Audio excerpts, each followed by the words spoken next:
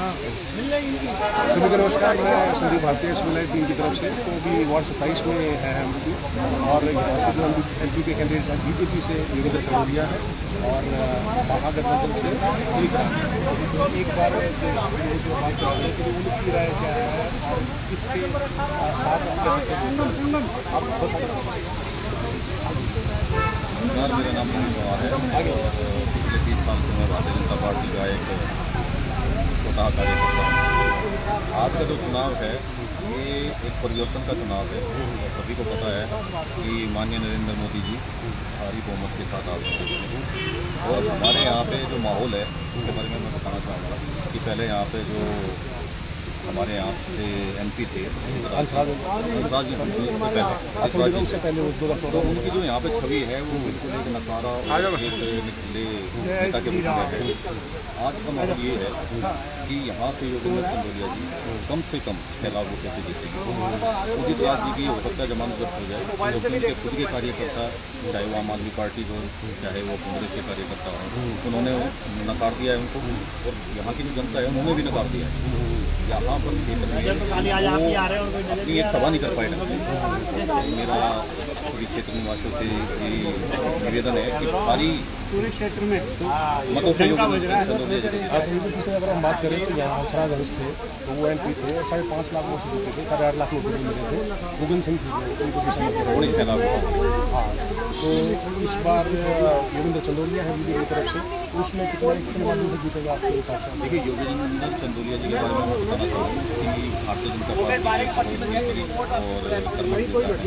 और लगातार भारतीय जनता पार्टी के विभिन्न पदों पर आसन पहले महापौर भी रहे हैं और यहाँ से भारतीय जनता पार्टी ने उन्हें प्रभारी बनाया जाता है। अब की बात जो योगेंद्र चंदोलिया जी का जो जीत का अंतर होगा वो मान के चलिए कि ऐतिहासिक और पूरी दिल्ली में सबसे ज़्यादा वोटों से जीतेंगे योगेंद्र चंदोलिया जी, तो हम लोकसभा में सबसे ज़्यादा देखो दिल्ली में क्लीन स्वीप हो रहा है, एक भी सीट नहीं मिल रही है, ना कांग्रेस को मिल रही ना आम आदमी पार्टी को, सातों की सातों सीटें हैं।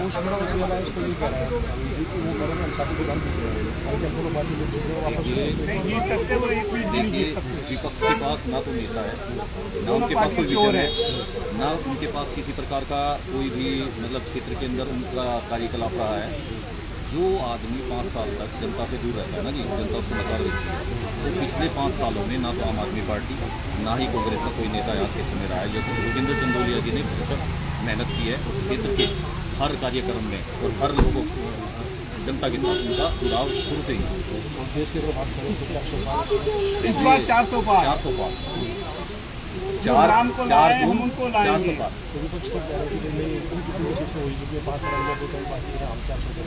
देखिए ऐसा है विपक्ष का कहना तो 50 सीट भी पार नहीं कर सकते। ना तो नेता है ना विजन है, विपक्ष के पास सिर्फ एक ही है कि वो सिर्फ नरेंद्र मोदी को गाली देते रहते हैं। ये पूरा देश समझ चुका है कि जो देश के इतने कर्मठ और इतने भारी नेता को गाली देता है ना लोग उसको नकार देते हैं। अरविंद केजरीवाल जी जेल में जाने के बाद बदला गया, उनका मानसिक संतुलन खराब हो चुका है। वो कभी योगी के बारे में नर्गल बातें कहते हैं, कभी मोदी के बारे में कहते हैं। उनके पास अपना कहने के लिए कुछ नहीं है, वो दोबारा जेल में जाएंगे और हो सकता है कि आने वाले टाइम में उनके ऊपर चुनाव लड़ने पर भी प्रतिबंध हो, क्योंकि वो लगा हो सकता है 2 साल के लिए अंदर। तो ये गारंटी में अगर को आपने वोट दिया तो वो फ्रॉड है ना, इसीलिए वो कह रहा है कि इंडिया के वोट दो और उनको जिताओ और मैं बाहर आ जाऊंगा। सेटिंग से बाहर आना चाहता बंदा, अगर वो बाहर नहीं आ सकता, उसको खुद को पता है ये चीज़।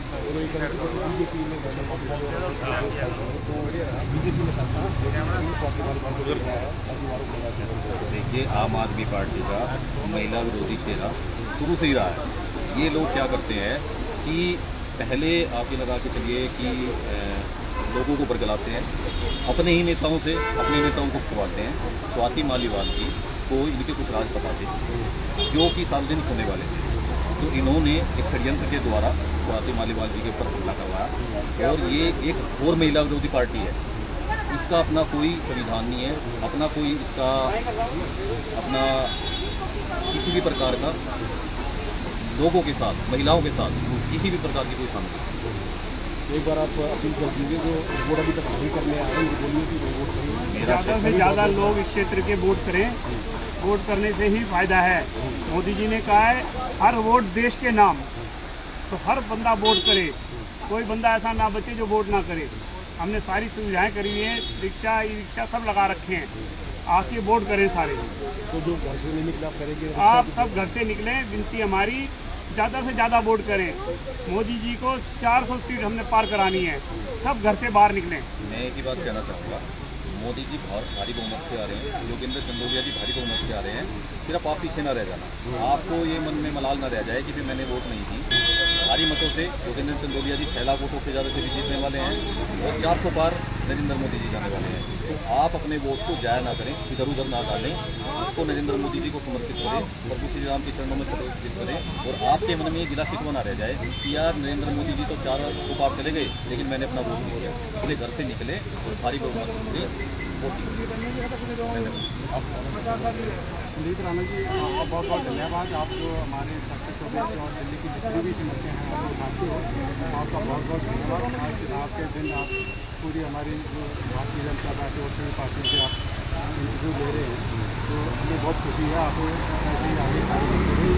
और मैं जो कहना चाहता हूँ कि जब केजरीवाल जी आए थे तो उस समय इन्होंने कहा था कि हम करप्शन मिटाएंगे, लेकिन कुछ समय बाद ये करप्शन में खुद लिप्त हो गए और ऐसे उनके गंभीर आरोप लगे हैं जिससे वो कहीं भी बाहर निकलने वाले नहीं, जेल में भी जाएंगे और हर जगह जाएंगे। वो इसमें बड़े लोगों से भी आप हमें तो मैं तो अपील यही करता हूँ, वो कह रहे कि सारी सरकार नहीं, ये बिल्कुल गलत है। जो भी ब्लेम आम आदमी पार्टी का आता है वो हमेशा मोदी जी का नाम लेके उसको कोशिश करते हैं कि डाइवर्ट करने के लिए। बीजेपी के जो शादी वाला केस है ये भी नहीं, उनका इंटरनल मामला था, भारतीय जनता पार्टी का कोई हाथ नहीं।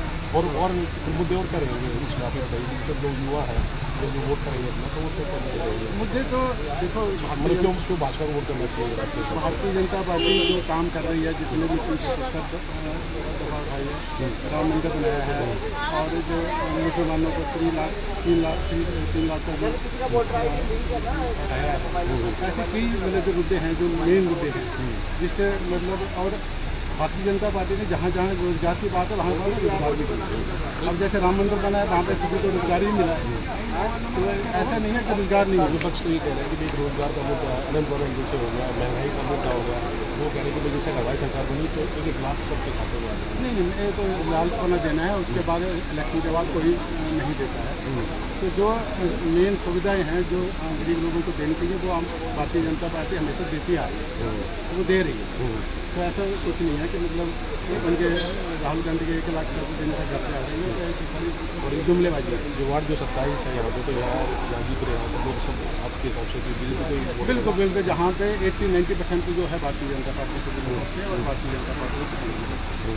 तो जो चंदोलिया जी कितने आपके हिसाब से जीतेंगे, तो कितने वोट से रहेगा? चंदोलिया जी जो पहले अभी कुछ है जे कॉलोनी है जो अभी उनको जो फ्री की आदमी पाई है बिजली पानी की, तो वो मतलब उसकी वजह से कुछ वोटिंग है, जैसे 1% वोट मिलेगा।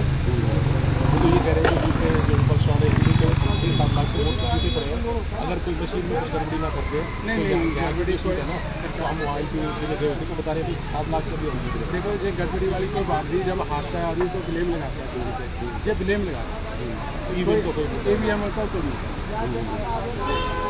पिछले एक बार मैं तो यही चाहता हूँ कि जितने लोग जो वोटर हैं सारे बाहर निकले और अधिक से अधिक वोट दें, ताकि उनकी मोहित जी तो यहाँ के लोग अपनी बात रख रहे हैं और उनका मानना है कि जो मेरे समाज यहाँ भी जीतेंगे तो वो जीत रहे हैं 5-6 लाख वोटों से। एक बार बात करते हैं।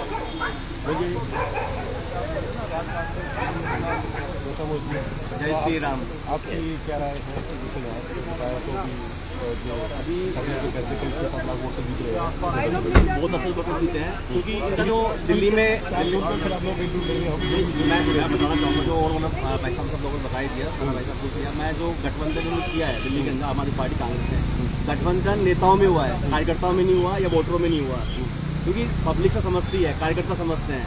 एक कांग्रेसी उस गली में रहने वाला, आम आदमी पार्टी का रहने वाला, उसमें गठजोड़ कैसे होगा, उसकी विचारधारा कैसे मिलेगी?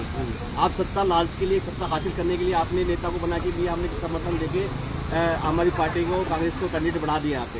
लेकिन कार्यकर्ताओं में भाई संविधान नेता होने पर चाहिए, जो वोटर है उनका मेलजोल तगड़ा होना चाहिए, तब कोई जीत के आता है, उम्मीदवार जीत के आता है। तो लेकिन आज जो पोजीशन यहाँ पे है, ठीक है, कैंडिडेट उदित राज बना दिया कांग्रेस का, लेकिन वो जो वोटर है बीजेपी में थे, बीजेपी ने उसका टिकट काटना काम हो, जब तक उसका कुछ ज़्यादा नहीं मिली होगी, फिर कांग्रेस में तुरंत शामिल हो गए। वो उनका इंटरव्यू देख रहे थे, बता रहे थे कि जैसे 5 साल जब सांसद था, जो भी मेरे पास आया मैंने सारे काम कराए। जी जी, काम करा, काम दिखना चाहिए ना, कहने से दिखने से अंतर होता है ना भाई साहब। कहने से आए नहीं के समाज में, वोट तो मिले ही नहीं, लोग उसे कभी किसी सुख दुख में हासिल नहीं हुए, तो वो इसलिए वो उनका टिकट कटा कहीं ना कहीं। नहीं तो अगर उनका काम दिखता होता, अगर जीतने की उम्मीद होती तो बीजेपी दोबारा टिकट देती उनको, इसलिए वो टिकट कटा उनका, तुरंत में कांग्रेस में शामिल हो गए। ठीक है, आदमी को प्रतिष्ठा करनी चाहिए, एक बार दूसरी बार मौका मिला, तीसरी बार मौका मिलता है, अब समाज में काम करो, उस संसद क्षेत्र में जाके काम करो। तो उनका जैसे दावा अभी 7 लाख वोट था, तो कैसे पड़े उनको 7 लाख? ऐसा नेता कह रहे हैं ना, आप समाज में जाके देखो, आज बूथ पे आप आए इंटरव्यू लेने के लिए, आप बूथ पे जाकर किसकी भीड़ है, ये वोटर ही तो बैठे हैं, तो ये कोई पैसे देके किराए दिखाए तो नहीं है, या कोई अभी सुबह से जैसे लगे हो? मैं सुबह 6 बजे से लगा हूँ यहाँ पे कार्यकर्ता हूँ। आज पहली बार देखा सेक्टर 24 में, मैं कम से कम 10 साल से यहाँ पे रह रहा हूँ, कि मैंने आज लैंड देखी है। मैंने काउंसिलर का इलेक्शन भी देखा, यहाँ पे एमएलए का भी देखा, एमपी का भी 2 इलेक्शन देख चुका हूँ। पहली बार देखा कि आज लैंडों में लोग वोट डालने जा रहे हैं। क्यों? लोगों में विचारधारा लड़ाई है, आज धर्म अधर्म की लड़ाई है। जो अधर्मी लोग जो जेल में पड़े होके अपने आप कहते हैं हम सत्ता में आएंगे, अभी सीट कैसे जीतेंगे? क्या वोटर बेवकूफ़ है? जिसको भाई सुप्रीम कोर्ट ने ऑर्डर देके जेल में पटक दिया, वह सजा पे, अब जेल पे बाहर है, क्या वो पब्लिक बेवकूफ़ है कि उनको सत्ता में दोबारा लाएगी? कभी नहीं हो सकता ऐसा। तो राहुल गांधी कह रहे थे 1 लाख वोट, 1 लाख रुपये सब देश में आ जाएंगे, ऐसे कर बांट देंगे लोग। कैसे आएंगे ना? आज हर आदमी जो यूथ है सोशल मीडिया पे एक्टिव है, पूरी कैलकुलेशन देखता है, जीडीपी कहाँ है भारत की, भारत कहाँ से कहाँ, विदेशों में आज हमारे लोग भारत के विदेशों में रहते हैं, क्या सम्मान भारतीयों का वहाँ पर होता है, सबको सब पता है। कहने में और करने में बड़ा अंतर होता है वैसा। अगर इतना भाई साहब कह रहे हैं कि 1 लाख रुपये हम महिलाओं को दे देंगे, युवाओं को दे देंगे, फिर रोजगार दे देंगे, आज भारत में कोई भी सरकार आ जाए 2 करोड़ रोजगार से ज़्यादा सरकारी नौकरी उपलब्ध ही नहीं है, तथ्यों पे जाए। लेकिन मोदी जी ने अभी आज की स्थिति में से 1% लोगों के पास 40% संपत्ति है भारत की, वो ये कह रहे हैं कि राहुल गांधी जी भाई जो बीजेपी सरकार ने एनडीए में जो अमीरों को बांटा, हम वो गरीबों में सब में बांट देंगे। ऐसा बांट दोगे? आज गरीबी मोदी जी कराया, जो गरीबी रेखा से नीचे लोग थे, आज कितने लोग ऊपर आ गए हैं, आज लोग सक्षम हो गए हैं। जो लोग पैसे का अभाव था, लोग साइकिलों पे चलते थे, आज लोगों के पास गाड़ियाँ हैं। मैं देखता हूँ दिल्ली में खासकर देखता हूँ इकोनॉमी कहाँ से कहाँ पहुँच गई है। लोग आज पैसे की कमी थोड़ी ना कुछ भारत देश में, तो 400 पार 400 पार और 400 ज़्यादा। इस बार अजूबा लोग जो कह रहे हैं उससे ज़्यादा प्लस है। जितने भी मैंने 3 इलेक्शन मोदी जी के देखे हैं, ये 30 इलेक्शन जितने भी उन्होंने दावे किए उसे प्लस में हुआ है। और मैं मानता हूँ मोदी जी 400 पार कह रहे हैं और 400 से कई पार होंगे, 430-35 भी हो सकते हैं, ऐसी उम्मीद है।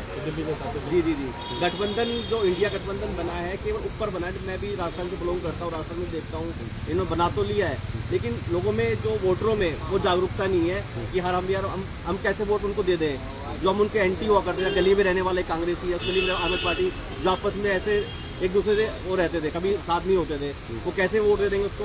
और अगले साल विधानसभा चुनाव भी, तो उसमें भी क्या साथ करेंगे दोनों पार्टी, तो उसमें अलग अलग हो जाएंगे, उसमें फिर आपको क्या लगता है? ये सत्ता जहाँ पे लगेगी, हाँ भी सत्ता आने वाला ऐसा लगता है, बीजेपी मजबूत हो रही है तो साथ आ जाएंगे, नहीं लगता है तो अलग अलग हो जाएंगे। इनका बस सत्ता लालच है, सत्ता के पाने के लिए ही एकजुट होता है, और कोई नहीं है। ना कोई सेवा भाव है, ना देश का है, न किसी राज्य का है, ना किसी समाज का भला करने के लिए कोई नहीं है। अपना भला करने के लिए बस उसके लिए एक होना है और कुछ नहीं है। तो यहाँ कितने वोट से आपके मेरे हिसाब से जो पिछली बार लगभग 5.5 लाख वोट जीते हैं, प्लस वोटों से ही जीतेंगे, क्योंकि जो इस बार बीजेपी ने भी, मोदी जी ने और जितनी भी कमेटी है, संसद कमेटी जो कैंडिडेट डिसाइड करते हैं, बड़े सोच समझ के विचार से उन्होंने कैंडिडेट डिसाइड किया है। थोड़ी बहुत नाराजगी से अंसारन से चीज़ें थी, कहीं ना कहीं उनका टिकट काटा ही क्षेत्र, क्योंकि कहीं ना कहीं क्योंकि बाहर से थे, थोड़ा सा सेलिब्रिटी थे, लोगों में थोड़ी नाराजगी थी, इस सब के काट के दूसरे को दिया। ये अपने लोकल यहीं के होने के रहने वाले हैं, पुराने कार्यकर्ता हैं, संघ के कार्यकर्ता रहे हैं, जितने पर शिक्षित है, तो पहले भी उन्होंने निगम पार्षद रहे हैं, सारे क्षेत्रों में काम किया है। तो इनका वोट प्लस अपना भी वोट बैंक उनका है, अपनी भी इमेज है, उसका वोट बैंक, बीजेपी का वोट बैंक, मोदी जी का वोट बैंक मिलके मेरे हिसाब से 7 लाख वोटों से जीतेंगे। बस अंत में अपील कर दीजिए आप लोगों को जो घर में बैठे हैं अभी वोट नहीं डालना है। मैं जैसे रोहिणी में देखता हूँ लोगों की जागरूकता वोटों कम है, लेकिन मैंने बताया कि पूर्व में भी कि इस बार लोगों को जागरूकता है। सोशल मीडिया के थ्रू कॉर्पोरेट कंपनियों में लोगों ने आज छुट्टियाँ कर रखी हैं, भाई आपको वोट देने जरूर आना है। मैं देख रहा हूँ कल से व्हाट्सएप पे स्टेटस पे लोग अपना लगा रहे कि मतदान जरूर करना है चुनाव पर। इतनी जागरूकता मैंने कभी नहीं देखी, चाहे मोदी जी का गारंटी का हो या मोदी जी का विश्वास हो, एक देश को जागरूक किया है। कभी भी मोदी जी ने आह्वान किया है देश के लिए, तब तो साथ दिया है। अब लोग मोदी जी के वोट आह्वान पे ही लोग वोट दे जा रहे हैं। कहीं ना कहीं जो वोटिंग परसेंटेज कम होने का कारण क्या है कि जो गठबंधन है, जो उनमें एक लगता है कि हम हारे हुए हैं तो हम ना जाएं, वो घर बैठे हुए, इसलिए वोटिंग परसेंटेज कम हो रही है और बीजेपी वोटिंग परसेंटेज बढ़ रहा है। उनके तो वोट में कहीं ना कहीं कम है, वो वोट परसेंटेज कम होगी दिल्ली में, दोनों शब्द में कांग्रेस वो कम होगा। क्योंकि वो मैं आपको बताया ना कि वैसा वो क्या गठबंधन होने से केवल ऊपर नेताओं में है, और जो वोटर में है, जो समाज में रहने वाले जो ठीक है कांग्रेसी भी है, एंटी बीजेपी वोट भी होते हैं, वो उनमें एकजुटता नहीं होती। वो कभी आम आदमी पार्टी वाले कांग्रेस को वोट नहीं देगा, वो कभी नहीं जाएगा वोट देने के लिए। ये है तो वोटिंग परसेंट जो है इस बार बीजेपी का इस क्षेत्र से बढ़ रहा है। पूरे भारत देश में बीजेपी का लहर पूरी चल रही है, और यहाँ पे जो वोटिंग परसेंटेज अगर कम होगी तो इंडिया गठबंधन की होगी, बीजेपी की नहीं होगी, ये गारंटी है। ठीक है, बात रखना चाहिए। धन्यवाद। अभी एक बार अभी जी को बुला दीजिए।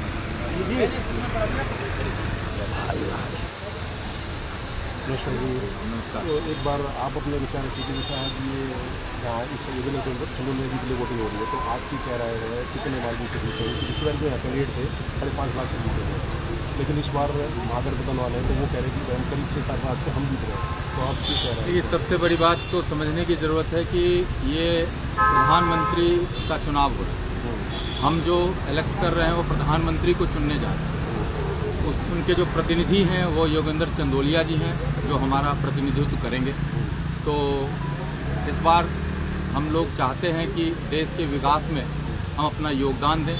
मोदी जी की जो सोच है, वो एक ऐसा व्यक्ति है जो अपने बारे में कभी नहीं सोचता, वो हमेशा देश के बारे में सोचता है।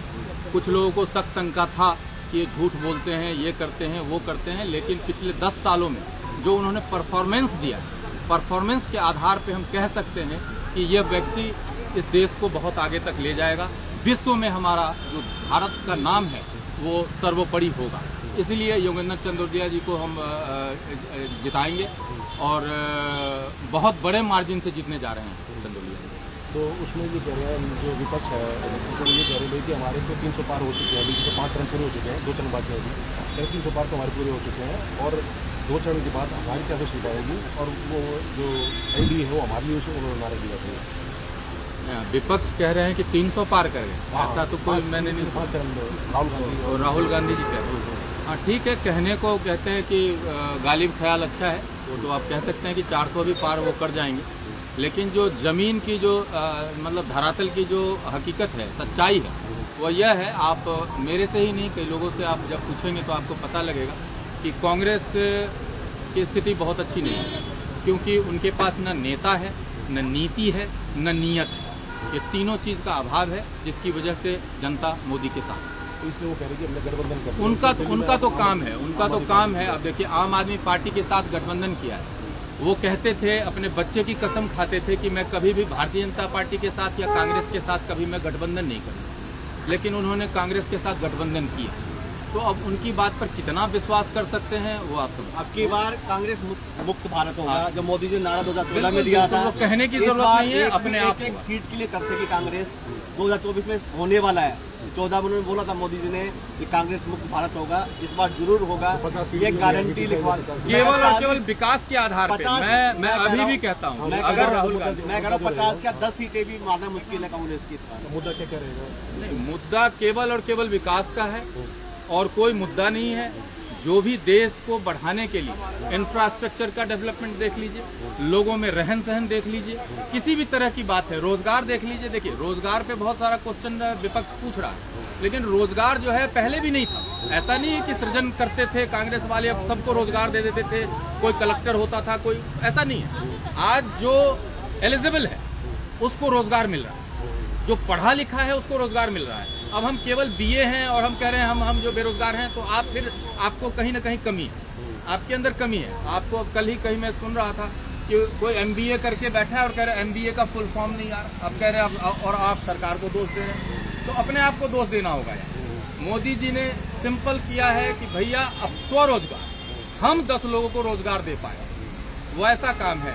आपको मदद चाहिए, बैंक मदद करने को तैयार है, आपको मदद चाहिए, समाज मदद करने को तैयार है। हम उस समाज की ओर बढ़ रहे हैं जो हम किसी से मांगेंगे नहीं, हम देंगे।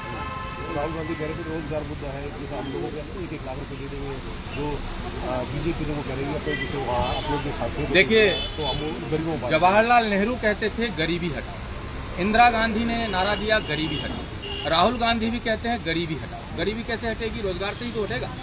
जब रोजगार वो दिए होते तो आज, जब से देश आजाद हुआ आज तक हम सब रोजगार में होते। आज मैं भी रोजगार में नहीं हूं।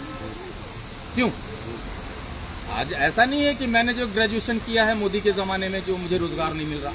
मैंने तो ग्रेजुएशन किया 1997 में, जब गांधी का युग था। लेकिन वो केवल बातें बनाते हैं। सिंपल बात समझिए कि वो तुष्टीकरण की राजनीति करते हैं। आज तुष्टीकरण की राजनीति करके देश का बंटाधार करते हैं। वो कह रहे 5 लाए हम लेके आए हैं, तो गरीबों के। मेरा ये कहना है कि जहां जहां उनकी सरकारें हैं वहां उस न्याय को दे करके देखें। मेरा वादा है कि वो देश में शासन करेंगे। अगर वो जितना कह रहे हैं वो कर दे, शासन करें। और यात्रा भी उन्होंने करी है, वो कश्मीर से लेकर कन्याकुमारी तक यात्रा नहीं, उनको यात्रा अफगानिस्तान से करना चाहिए। भारत को जोड़ना है ना, अखंड भारत को अगर जोड़ना है तो यहाँ पे तो जुड़ा हुआ है। हमारा भारत तो इंटैक्ट है, कश्मीर इंटैक्ट है। अब हम पीओके की बात कर रहे हैं। उनको अगर यात्रा करनी है राहुल गांधी को, तो वो अफगानिस्तान, कांधार वहां से शुरू करें कि सबको जोड़े। मेरा तो एक है। तो 400 पार। हाँ जी, बिल्कुल 400 से प्लस, 400 पार, 400 प्लस। दिल्ली में 700 सीटें, दिल्ली में तो 700 सीटें आएगी ही आएगी। और यहाँ कितना मार्जिन रहेगा? यहाँ 5 लाख प्लस होगा। उस मार्जिन को कुछ नहीं है, एक जन सैलाब है। वो मार्जिन क्या होगा वो तो 4 तारीख को पता लगेगा। तो बस एक बार दीदी अपील कर दीजिए लोगों को जो अभी तक चुनाव के लिए नहीं आए हैं, घर बैठे हुए हैं। हाँ, उनको जो भी लोग घर में बैठे हैं, ये आज छुट्टी का दिन नहीं है, अपने मतदान का प्रयोग अवश्य करें। किसी को भी वोट दें, स्वविवेक से वोट दें। आप खुद समझ के वोट करें कि कौन आपके लिए कार्य कर रहा है, कौन देश के लिए कार्य कर रहा है, उसको आप वोट दें। मैं किसी से नहीं कहूंगा कि किसी को वोट दें। मेरी समझ अलग है, आपकी समझ अलग हो सकती है, लेकिन मतदान अवश्य करें। वो आपका अधिकार है, उसका प्रयोग करें। जय हिंद, जय भारत। तो ये थे अभी वार्ड हम 27 पे थे, तो लोगों ने अपनी राय रखी है। तो आगे दूसरे हम जो बूथ पे वहाँ भी जाएंगे, लोगों से पता करेंगे कि भाई वो किसको वोट कर रहे हैं, मुद्दे क्या रहेंगे। तो